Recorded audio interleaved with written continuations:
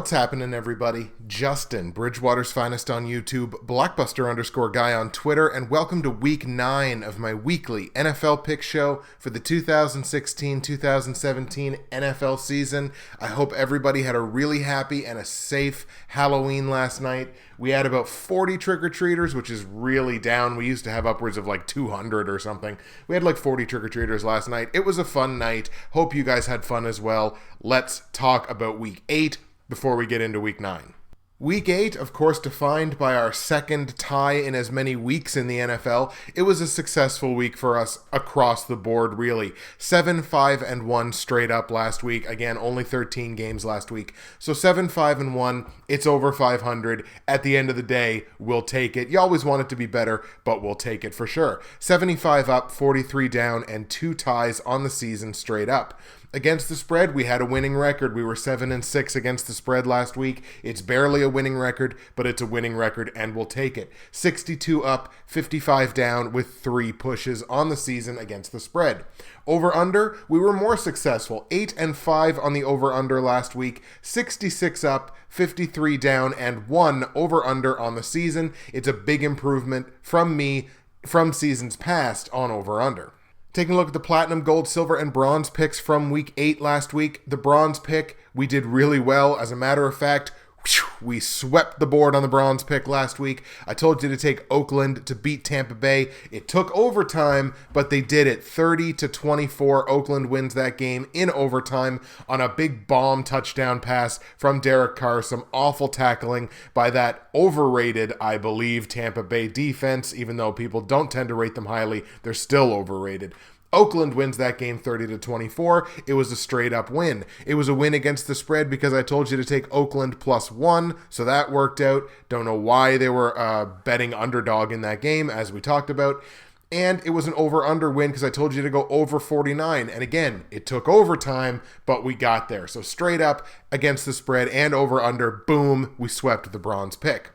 Then we go to the silver pick where we were not quite as successful. So the silver pick, I told you to take Minnesota to beat Chicago, and what a shit show last night on Monday Night Football. That was an awful performance by the Vikings. Hopefully that's their one-off for terrible performances this season because that looked terrible. And as I joked to the admins of the NFL YouTube Prognosticators Facebook page, it looked like the Minnesota Vikings dressed up as the 2011 Minnesota Vikings for Halloween this year because they played awful. They lose that game 20-10 in Chicago to the Bears. It was an against the spread loss as well, as I told you to go Minnesota -5.5 because it was under a touchdown. That didn't work out. However, we did scrape together an over-under win there, as I told you to stay under 41 points. The gold pick, I told you to take New England to beat Buffalo, 16-point win, 2-possession game. New England wins that one big, 41-25. It was an against the spread win as well, New England -6.5. That one worked out. It was under a touchdown. Take it all day. However, we didn't win the over-under. I told you to stay under 47.5 points on it because it's 2 fairly good defenses. New England almost clears 47.5 on their own, so that game went way over. We got a loss there. And on the platinum pick, I told you to take Denver to beat San Diego. They did that comfortably, 27-9, another 18-point win right there. It was an against the spread loss because I told you to take San Diego +6. I honestly thought this was going to be a really close game, come down to a field goal at the end of it. Well, so much for that. It was an over-under win, however. I told you to go over 44.5 points, so that worked out there. So, platinum, gold, silver, and bronze from Week 8. We were 3-1 straight up. We were 2-2 against the spread, and we were 3-1 over-under. That's a good week. Taking a look now at the Bridgewater's Finest private pick'em pools for Season 5 of the show, starting as always in the straight-up pool. I still remain in first place out of 28 managers, although the gap between first and second has closed, I believe, to 4 points or something like that. So it's been cut in half each of the last 2 weeks. The pack has definitely caught up to me in that regard. 639 out of 964 possible confidence points. That's a clip of 66% on the season. It's good enough to be in first place, but not by a whole hell of a lot, we'll put it that way. In week 8, I pulled in 60 out of 91 possible confidence points. Would have been a better week had Minnesota not crapped the bed last night on Monday Night Football, but it would have been a better week for everybody had that not happened, so there you go.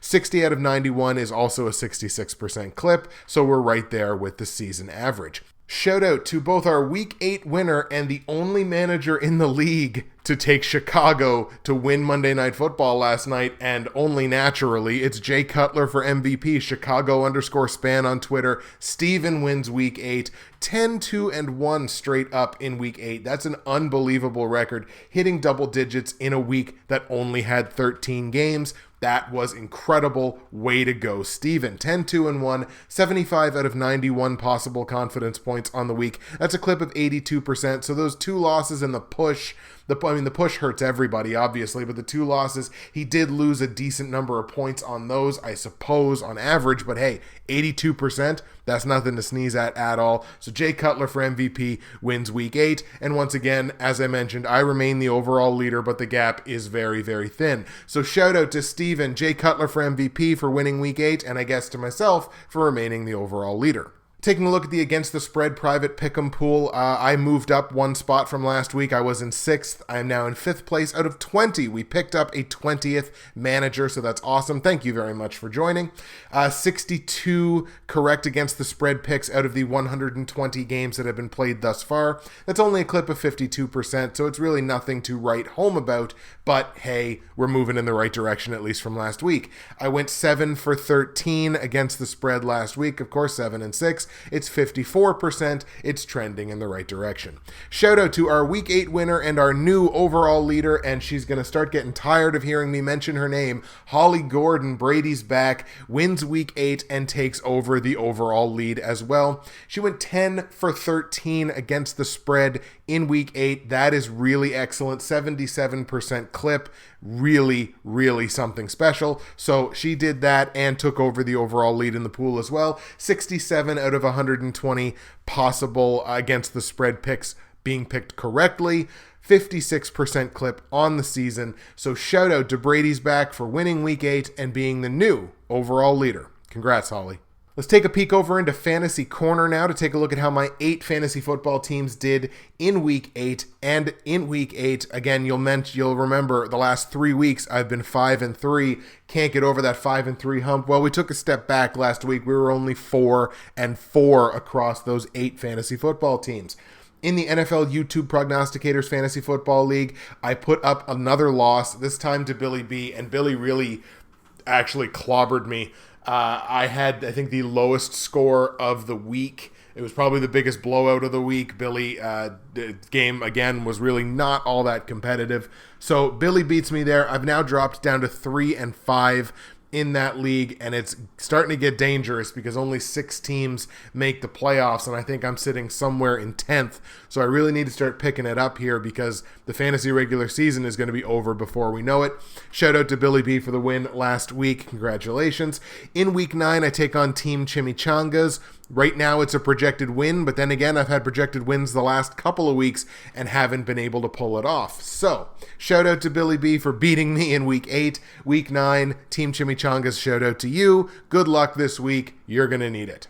And of course, I'll mention as always that if you're watching the video, listening to the episode on YouTube, you can go to the description of the video. You're going to be able to find all of my results from Week 8, all of my straight up Against the Spread and over-under plays for Week 9 in the NFL season. You're going to find information on joining the Bridgewater's Finest Pick'em Pools for Season 5 of the show. It's worth joining up. There, we got the 20th member in the Against the Spread Pick'em Pool. If that person wins a week, they're going to get shouted out on an episode.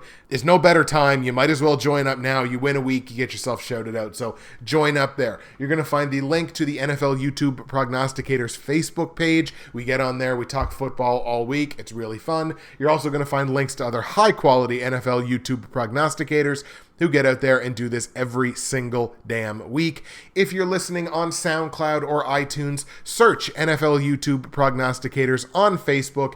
The group has really been expanding over the last couple of weeks, and I do a little pat on the back. I take partial credit for that, but make sure you join the group. It's a lot of fun. We talk football all week. Make sure you join in, get in on the fun. It's our second straight week of only 13 games being on the slate, and if we're being honest, there's really no reason why a 13-game week should have taken me 56 minutes last week, so we're going to try to make this a little bit shorter this week. Let's get into the picks. We're going to start in Kansas City, where the Chiefs are going to play host to the Jacksonville Jaguars. The Jaguars, of course, making some news around the league at the quarterback position and basically on offense in general, firing their offensive coordinator. They've hired a new offensive coordinator for this week, and I think we all know what that means. Probably means that offense not going to be in place in enough time for this to really have a big impact, positive impact anyway, on this game. Blake Bortles has also brought in a quarterback specialist to try and fix the problems with his mechanics, and anyone that's been watching him throw for the last few weeks knows exactly what this means. So he's brought in a specialist to try and get that fixed up. New offensive coordinator, new specialist. Look, if you look at Blake Bortles' numbers, he has not been good enough this year. Before last week, he had not thrown for over 300 yards since, I believe, week 2. He started the season really hot and then totally tailed off. TJ Yeldon has been very good for the Jags. Chris Ivory, now that he's back in there, they're both in there, and the running game, I think, is going to be good. I don't think it's going to be enough to beat Kansas City in Kansas City, where Kansas City is 3-0 at home. Now, the Chiefs have their own concerns here. Originally, it was thought that Alex Smith had a concussion. Now, apparently, the Chiefs are saying, no, he didn't suffer a concussion, but he was taken out of that game last week twice. Jamal Charles is having therapy done on his knee. Spencer Ware is in the concussion protocol. That's basically all of their weapons, as their wide receivers are almost non-existent. It's basically Travis Kelce, and I don't think he can play quarterback. If Alex Smith is not ready to go, I believe Nick Foles is the backup for Kansas City. So that could be a real problem, and they may have Charkandrick West having to be the starting running back if neither Ware nor Charles are ready to go. There are problems with this game. Originally, I had this game in my platinum, gold, silver, and bronze, and then I really dipped into the research, and I was like, wait a minute, every dangerous player on Kansas City is injured. What's going to happen? But I still like it enough, given that Kansas City is at home. I like it enough to say that the Chiefs will beat the Jags straight up. One of the big reasons for that is Jacksonville's defense on the road has been awful this year. They're giving up an average of 30 points against per game on the road, and that is a big old problem. Not to mention Kansas City's defense has been pretty lights out at home. They're only giving up an average of 17 per game. The offense is scoring an average of 28. That's a pretty big gap. So I still think Kansas City wins this game comfortably. Kansas City beats Jacksonville. On the line, Kansas City favored by 9 points at home. I can't give them that many, not with so many injuries on the offensive side. Now look, maybe all of those players play. And if all those players play, Kansas City could win this game by 30.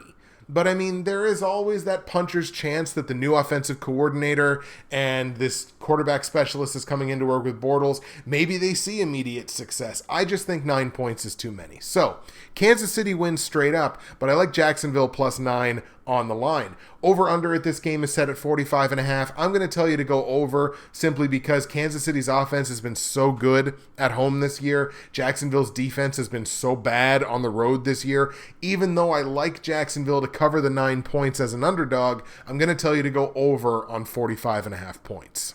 Let's go to Miami now, where the Dolphins are going to play host to the New York Jets AFC East matchup. And you know what? Full credit to Ryan Fitzpatrick. I don't think there's a quarterback that's been under as much scrutiny this season as Ryan Fitzpatrick, because big to do about re-signing him in the offseason. He comes out, he starts off horribly, loses the job, gets the job back due to a Geno Smith injury. It was looking pretty bad for the Jets there to a point. Cleveland, it was looking like that Cleveland underdog pick was really going to make me look like a genius, but the Jets came back in the second half and won that game. And full marks, full credit to Ryan Fitzpatrick for orchestrating that comeback. The Jets are not 100% out of this thing yet. Actually, both the Jets and the Dolphins, they're not 100% out of it here in terms of a wild card, but one of these two teams needs to start turning it around, and they need to start this week. So this is a really pivotal game in terms of probably that last final AFC wildcard spot. This is another matchup of two teams that are incredibly comparable in terms of what they've been able to produce offensively and defensively, although comparable, I guess, in slightly different ways. Both of them are giving up more than 350 total yards per game. Miami giving up 367, the Jets giving up 363, so that's incredibly close. Miami's secondary, much better than the Jets. The Jets have been torched all season through the air, giving up to a 289 on average. So I think Ryan Tannehill is going to have himself a good day, and it's one of those weeks that I'm really glad I own Jarvis Landry in most of my fantasy leagues. But if you look at Miami, they've been torched on the ground, 135.6 given up on average on the ground, whereas the Jets are a really, really good run defense, giving up under 75. They are, among the league leaders, if not the league. It looks like they are exactly the league leader, giving up just slightly less than Green Bay.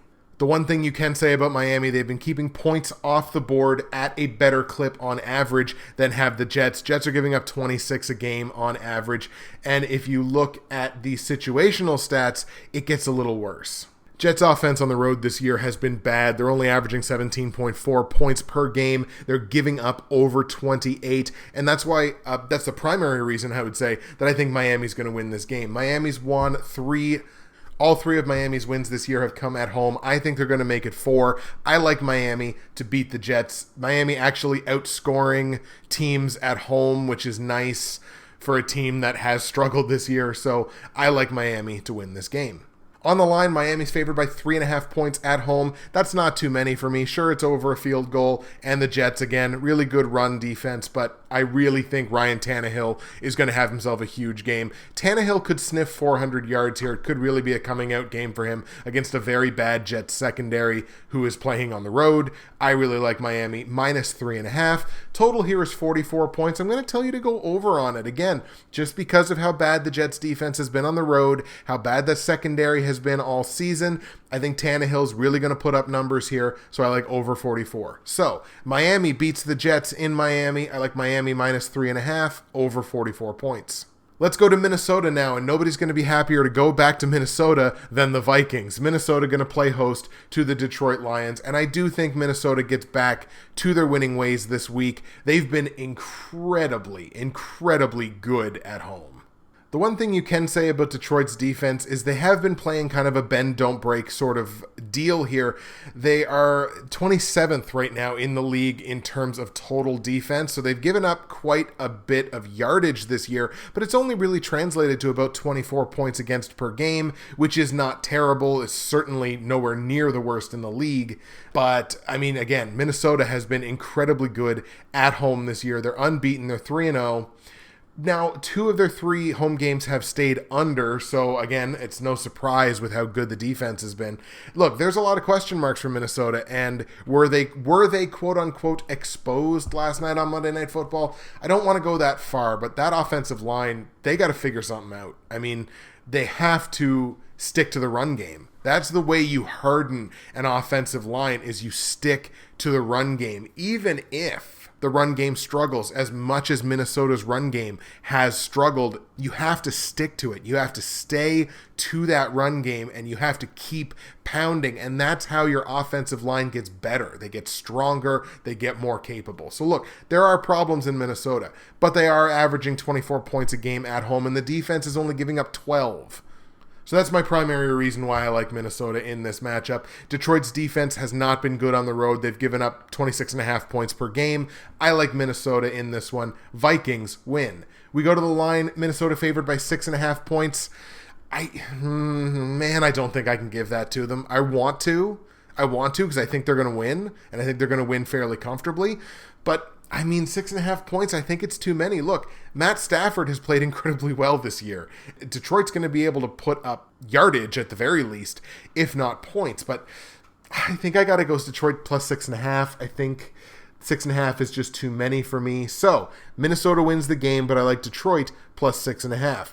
Total here is 41.5. I think it's going to go over. Even Minnesota's defense, again, they're very good. They only gave up 20 to Chicago last night when Chicago possessed the ball for a ton of the game. So But I still think it's going to go over 41.5 because, again, Minnesota has been scoring at home. Detroit can just score in general. So 41.5, I'll tell you to go over. Minnesota beats Detroit. I like Detroit plus 6.5 over 41.5 points. Let's go to New York now. All NFC East matchup. The New York Giants playing host to the Philadelphia Eagles. The spread in this game is a little big for me, but we'll talk about that when we get there. It's been well documented this season how much Philadelphia has struggled to move the ball through the air. Were it not for a team like San Francisco and Houston and surprisingly enough Buffalo with it felt like Tyrod Taylor was having a decent little season.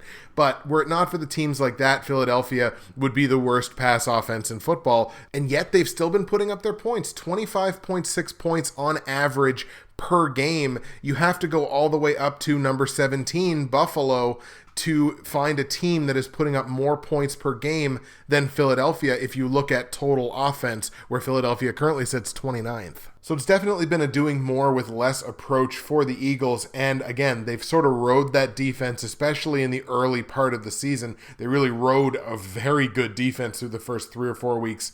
For their part, the Giants can definitely throw the football, 275 yards on average per game through the air. That has them up there with some of the top teams in the league. They're comfortably inside the top 10 in terms of their pass offense, but they can't run the football. They're running into that Cincinnati Bengals problem, even though the Bengals now seem to have, really figured it out. Now they're somehow Cincinnati inexplicably inside the top 10 in terms of run offense, but the Giants, they are the worst run offense in football. Seems like they had the weapons there, but of course it's been injuries and it's been inconsistent line play, and the Giants have really struggled to run the ball, and it shows they're only putting up 19 points per game. So the real question of this game is, will the Giants be able to throw the ball effectively against Philadelphia's secondary? And based on what they've done so far this season, if there's a quarterback that can expose that, Eli Manning is on that list. In terms of an overall team effort here, I do think Philadelphia is the better team between these two. I think Carson Wentz can get it figured out. I think he can put up yardage on this Giants secondary. I like Philadelphia. Even though they're on the road, I like Philly to win this game. So now let's go and talk about the spread, which I just mentioned a second ago. The Giants are actually a 3-point favorite at home, and that's a surprisingly large number to me. Now look, 3 points, not a large number in and of itself, but in a game that I expect to be this close, I'm surprised that it's over like 1.5 or 2 points, or maybe even a pick'em. But as I like Philadelphia to win the game outright, I really like Philadelphia plus 3, so we're going to take Philly straight up, Philly plus 3. Total in this game is 43 points. Now, it's worth noting all 4 of Philly's games on the road so far this season have all gone over. They're 4-0 on the over-under. But I think this game stays under 43 points. I think both defenses are going to show up to play. Again, Carson Wentz has struggled. They've struggled to put up points through the air. The run game is not great. It's good, but it's not great. So I think the game stays under. I think the defenses can keep it to a relatively low scoring. So I like Philly to beat the Giants straight up. I like Philly plus 3, and I like under 43 points. Let's go to Baltimore now, where the historic powers of the AFC North will go to battle. Baltimore taking on Pittsburgh. And this is one of those situations where actually neither of these teams situationally have been all that great. Pittsburgh's only 1-2 on the road. That's understandable. Baltimore's only 1-2 at home. Baltimore giving up on average slightly more points at home than they're scoring. Pittsburgh's defense has been terrible on the road this year, giving up an average of 27 points per game. Neither one of these teams have a winning record, obviously straight up. Neither one has a winning record against the spread. More of the games have gone under than over. These are two teams that in these situations have been struggling. I think it's undeniable to say that Pittsburgh's roster and the players that Pittsburgh can put out, especially on offense, offer much more upside than do Baltimore's, really outside of Terrence West. The big X factor in this game is I don't expect Ben Roethlisberger to play. I'll put it this way. If Roethlisberger plays, he's going to be incredibly limited. And that's why I've actually kind of flip-flopped on this game. Between the two of them, Baltimore is unquestionably the better defense. Pittsburgh is pretty well unquestionably the better offense. I'm surprised that Baltimore has struggled as much as they have on the offensive side. Originally, I took Pittsburgh to win this game, but much like the last time these two teams played when Ryan Mallett was the starting quarterback for Baltimore, I think Pittsburgh is going to be without their starting quarterback, and that's why I think Baltimore is going to win the game. I swapped it over. Originally was going to take Pittsburgh, but I am going to take Baltimore here. Maybe the favored bump of being at home, but I like the Ravens to pull off maybe a slight upset. I guess you got to call it an upset, although they are favored by a point on the line. But I think you'd have to consider this an upset given the expectations for Pittsburgh to start the season. I like Baltimore to beat Pittsburgh at home. On the line, as I mentioned, Baltimore only favored by 1 point. Baltimore -1. I like that. I think you take that. If you think Baltimore is going to win the game, Baltimore straight up, Baltimore -1. Total in this game is 44. I have to stay under on it because Baltimore's defense is good. In fact, they're very good. Pittsburgh's likely to be without Roethlisberger. Landry Jones has not shown, that he's really got it down pat at this point as a professional. We'll put it that way. So 44 points, I think it's too many. I think it stays under. Classic AFC North matchup. So Baltimore beats Pittsburgh straight up. Baltimore -1 on the line, under 44 points. Let's go to Los Angeles now, where the Rams are going to play host to the Carolina Panthers, who finally got back on track last week with their win, as I told you they were going to win. And to be perfectly honest, this game comes down to one thing and one thing only, and it's offense. One team has it, one team doesn't. Carolina has it, Los Angeles does not. Los Angeles only averaging 17.1 points per game so far this season. As a matter of fact, their offense gets worse when they're in their own building. They're only averaging 14 points a game in their 2 games. Now look, the defense gets better. They're only giving up 16.5. They've played fairly well. They've only had 2 home games so far this year. But on defense, they've played fairly well in their own building.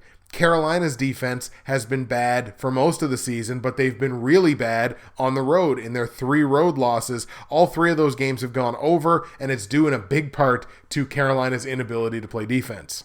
But again, in a matchup where the offense on the other side is not all that good, I have to go with the team that has the marked, huge advantage in terms of the offense. And in this case, that's Carolina. Jonathan Stewart is back. He is looking phenomenal. So I'm going to give it to him. I think Carolina can just run Los Angeles into the dirt here. I like Carolina to beat the Rams. On the line, Carolina's favored by 3 points on the road. I'm going to tell you to take that. It's only a field goal. It's not that bad. I think Carolina wins this game comfortably. So Carolina -3 over LA.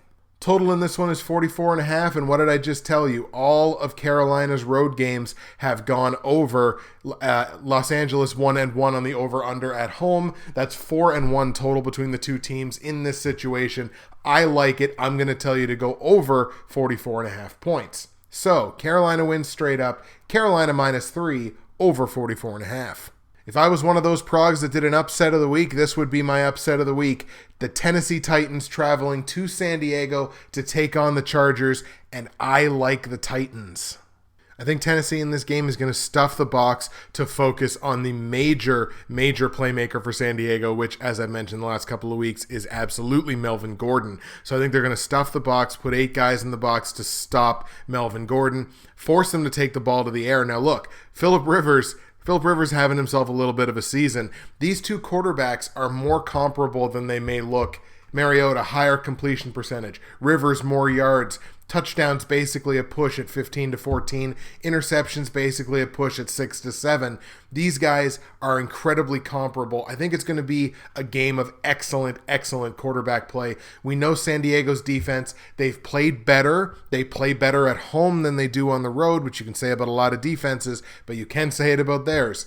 San Diego's 2-1 at home. Tennessee's 2-1 on the road. To be over 500 on the road, you have to be a good football team away from your own barn. Tennessee is a good football team away from their own barn.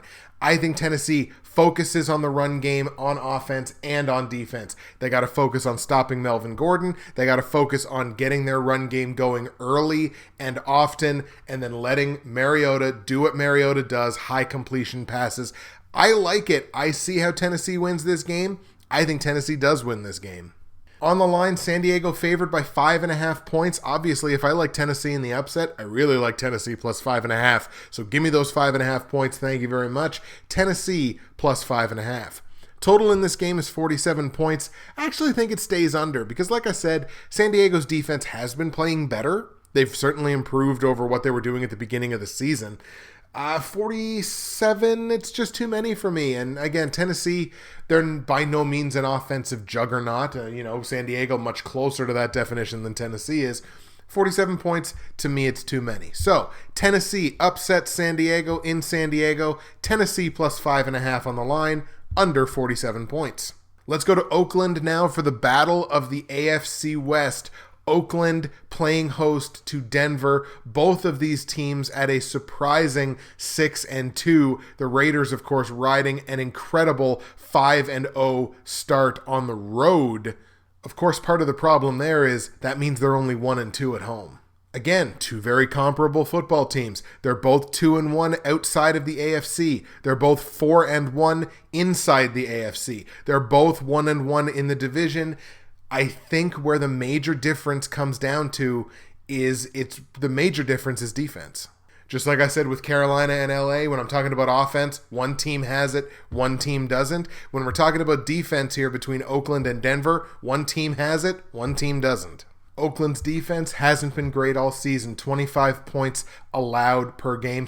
Over 25 points. And when you put them in their own building, it gets even worse. They're giving up just under 31. Whereas you look at Denver, their defense actually gets a little bit better on the road, going from 17 points allowed per game to 15 points allowed per game. And that I just think is the huge difference. Again, Oakland only 1-2 at home. They're 0-3 against the spread at home. They've really struggled in their own building. Denver, they're a good enough road team, and I think they're definitely a good enough overall team to win this game, and win this game fairly convincingly. It's going to be in the hands of Derek Carr, and that secondary for Denver is just so damn good. I like the Broncos.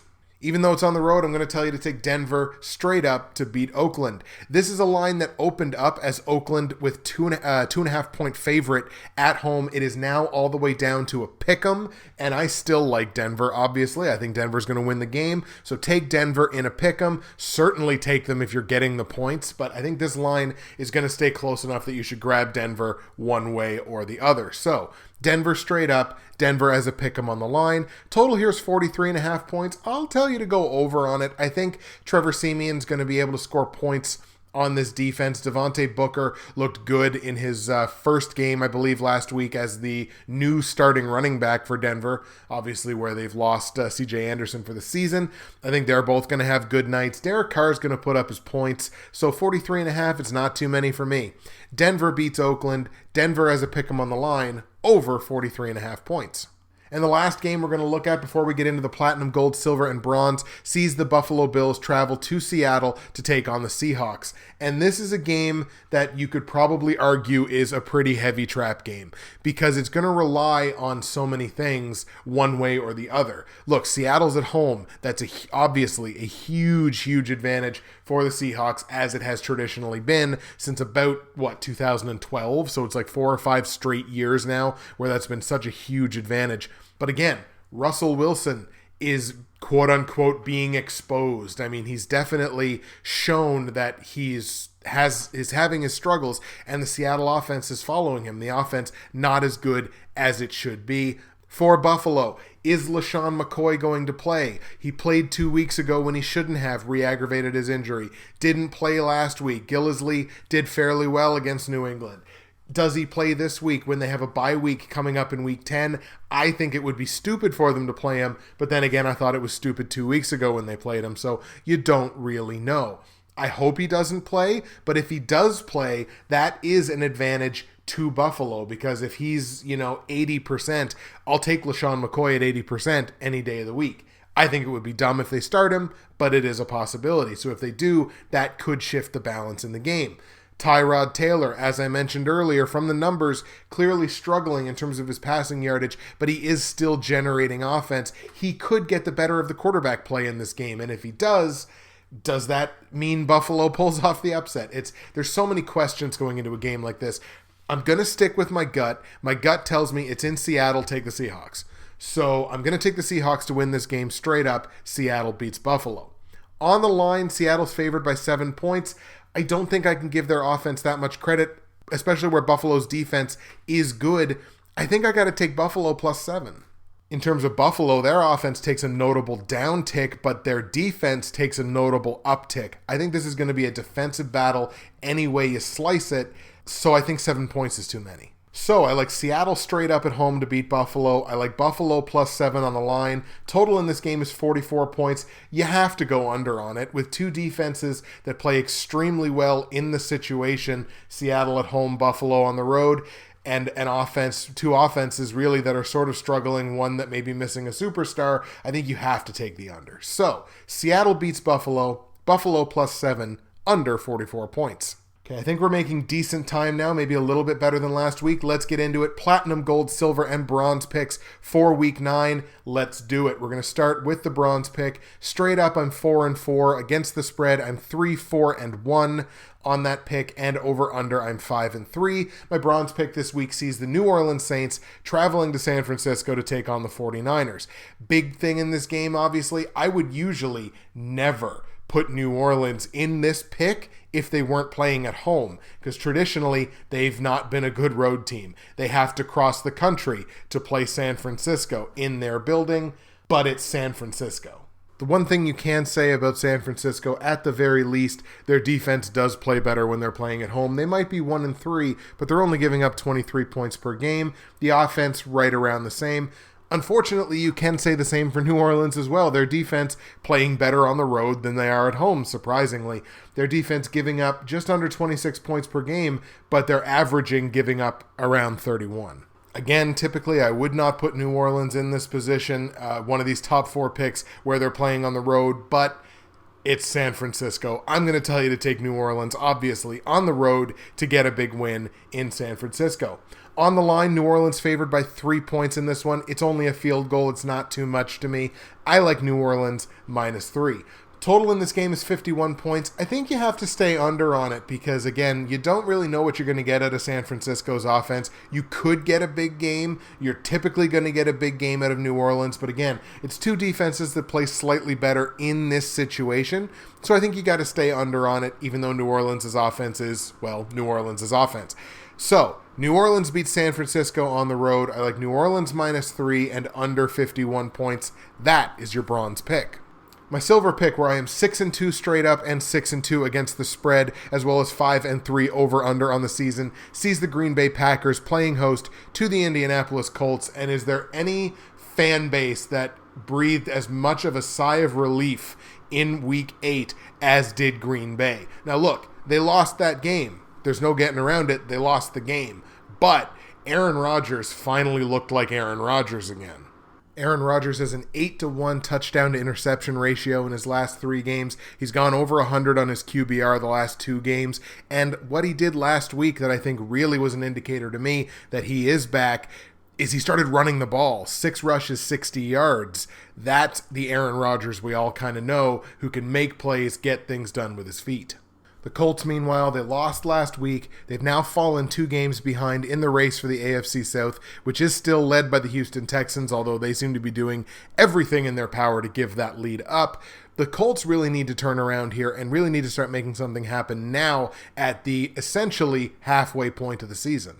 But it's going to be tough sledding for the Colts this week with a defense that is questionable just in general, but certainly on the road against a team that does play better at home, a perpetually very, very strong home team in Green Bay. They're 3-1 again this year. This year, they're riding their defense a little bit more than they have been in years past. The defense takes a little bit of an uptick at home. It's going to be a tough week for Indy. The last thing a Colts team that arguably has their season on the line wanted to see is an Aaron Rodgers playing like Aaron Rodgers of old, a man that I have affectionately termed in years past the fantasy football cheat code. I think it's pretty obvious where I'm going with this one. I really like Green Bay in this matchup. It's a good situational matchup for them. I think it's a strong play. I like Green Bay to beat Indianapolis in Green Bay. On the line, Packers are favored by a touchdown. That line is coming down a little bit, but I still like it. Green Bay -7. I don't think the Colts are going to have much of any answer on defense for Aaron Rodgers, especially if he gets Ty Montgomery back and Randall Cobb. Ty Montgomery, probably the most frustrating inactive of week 8 for me, because it's just, he had an illness all week. We weren't really 100% sure what it was. He didn't play. It was really frustrating. Then we come to find out he had like bleeding from his kidney or something like that. So I guess he had a good excuse. But I expect him to be back this week. I expect Randall Cobb to be back this week. That's a full complement of receivers for Aaron Rodgers. It's going to be very difficult for the Colts to not have their defense be spread so thin that they can't do a damn thing. And then they just start throwing the run game at them with Ty Montgomery. 7 points is not too many for me. I like Green Bay -7 against Indy. Total in this game is 54 points. It's the biggest total that we're going to see this week. I think you have to stay under on it. I don't know what the Colts are going to be able to do against Green Bay, a defense that does play better when they're at home. Look, Green Bay's defense is not impenetrable by any means, but 54 points, it's just a high total for me. Even with a Packers offense that seems to be turning it around, I'm going to tell you to stay under those 54 points on the total. So, Green Bay beats Indianapolis. I like Green Bay -7 on the line, under 54 points. That's the silver pick. My gold pick, where I'm a perfect 8-0 so far on the season, 5-3 against the spread and 4-4 on the over-under, sees the Atlanta Falcons travel to Tampa Bay to take on the Bucs. Very little to say about this game. Atlanta still a powerhouse. They proved it last week by coming back and beating Green Bay. Now that was on Atlanta's home turf, so you can always get the little kind of home field bump there, but Tampa Bay has been a historically bad football team at home this year. I think they're still winless at home. I believe they're still 0-3. And the way they lost that game last week, it has to be demoralizing for that defense. It does look like the Bucs are going to get Doug Martin back this week, although some people have been saying that for a couple of weeks. If they get Doug Martin back, it's definitely a benefit to them, but I don't think it's going to be enough here. Atlanta, they're relatively healthy, and Matt Ryan is just playing out of his mind, and he's still playing out of his mind. So I really don't trust that Tampa Bay team, especially at home. I like the Falcons. It should be a walk. I think this is an absolute lock. I like Atlanta to beat Tampa Bay. On the line, Atlanta only favored by 3.5 points. I think that's a gift from Las Vegas. I think you should take it. Atlanta -3.5 over Tampa Bay. Total in this game is 51.5 points. I think you have to go over on it because Tampa Bay's defense, again, very bad, and they've played incredibly bad at home. Atlanta's defense, they're young, they're good, they're not great. I think Tampa Bay is going to put up their points. So 51.5 points, I think it's going to sail over that. You could see a 70, 80-point game in this one. So I really like over 51.5 points. I like Atlanta -3 and Atlanta straight up. That is your gold pick. And the platinum pick, where I am 7-1 straight up on the season, 2-5-1 against the spread, so we're really struggling on the spread there, and 4-4 over under, sees the Dallas Cowboys on the road travel to Cleveland to take on the Browns. And where I was giving the Browns the benefit of the doubt in a good matchup against the Jets last week, I'm not giving them the benefit of the doubt against Dak Prescott and against Zeke Elliott and against that Dallas Cowboys team. Dez Bryant is back. He looked like he was very healthy, very comfortable. Looked like he and Dak had a bit of a rapport there. I'm sure they've been working on that while Dez has been out. And I think Dallas rolls in this one, absolutely. Cleveland's going to win a game. There's no denying it. Cleveland's going to win a game at some point. This is not an 0-16 team. They're going to win a game at one point. It's probably going to be a game at home, and it's probably going to be against a team that doesn't play well on the road. That's not the Dallas Cowboys. Cowboys are undefeated on the road. They're undefeated against the spread on the road. They're 6-1 against the spread on the season as well as straight up. Dallas goes into Cleveland and curb stomps the Browns. On the line, Dallas favored by a touchdown. If it's a touchdown or below, I say take it against the Browns. So Dallas -7, I think that's a lock. You should say thank you very much to Vegas. This should probably be about a 10-point spread. Total in this game is 47 points. I'm going to tell you to go over on it. I think Dallas is going to put up a ton of points, and Cleveland has the potential, of course, to put up points. The one thing about their team that's really not as big a problem as the other side, certainly, is the offense. So Cleveland can put up points. They got Duke Johnson more involved in the offense last week. That definitely helped them out. So if they get Duke Johnson as involved this week as they did last week, they're going to put up their points. But I love Dallas there. It's by a touchdown or under. I think you take it over 47 points. Dallas -7. Dallas wins straight up. That is the platinum pick. No comments from the SoundCloud episode this week, so we're back to YouTube for the comment of the week. The comment of the week from the Week 8 video goes to the Godfather himself, Gio Knows. Now, his comment last week, he was talking in reference to the Raiders and Tampa Bay game. Not only are the Raiders trying to win back-to-back road games, very hard to do, but they seem to escape the 702 call, the dreaded 702 call, last week when the money was coming in on them, but the line was going the other way. So far, the same thing's happening, although it's still early, but if it continues, I don't think the Raiders can pull that off twice in a row. Now look, they did pull it off twice in a row. It took overtime, and there was a great chance that it wasn't going to happen. Obviously, you can't really predict overtime. So Gio was really right on the money, and this is a dude that his insight into the game is incredible, and he's influenced all of us, and it was about damn time that I gave him his due credit as a comment of the week. So he may not have been right about the Raiders not winning back-to-back road games, but the insight is there. So congratulations, Gio. You are the comment of the week from the Week 8 video. All right, folks, that's going to do it for Week 9 in the NFL season. I hope Week 8 worked out well for you. I hope it worked out slightly better than it did for us, but hey, we were winning ways all across the board, so you can't really argue with that. Going to get you out of here on my CFL picks for the final week of the CFL regular season, Week 20. We had a really good week last week, finally broke through. We were 3-1 straight up last week. Now up to 500, 18-18, picking the CFL. It's the last week of the regular season. Let's end it on a high note, keep that momentum. In Week 20 of the CFL, I've got Winnipeg on the road beating Ottawa. I've got Montreal on the road beating Hamilton. I've got Edmonton at home beating Toronto, and I've got BC at home beating Saskatchewan. That's it for me, Justin, Bridgewater's Finest on YouTube, Blockbuster_guy on Twitter. Week 9 is in the books. I hope you enjoyed it. We will see you again for Week 10, and keep your eyes peeled because I got a special video coming out in the next day or two after we put out this episode. Keep watch for it. We'll see you next week.